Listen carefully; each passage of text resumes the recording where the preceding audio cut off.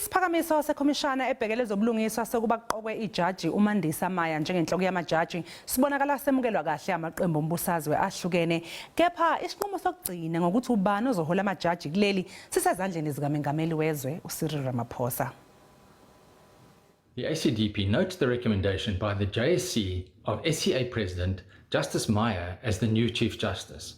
Should President Ramaphosa accept the recommendation, it will indeed be a historic first for the country, a woman holding the highest judicial position. They all make the cut and wished him well in appointing the final candidate. He has now been assisted by the JSC as well and other stakeholders. For the first time in the history of our country, a woman was recommended to become the Chief Justice of our country.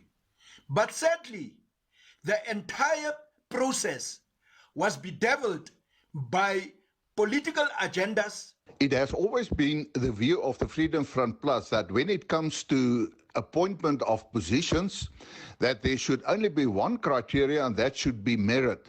The best candidate with the best qualifications must be appointed. Of all the contestants, Judge Maya has demonstrated that she is the most suitable candidate because of her experience.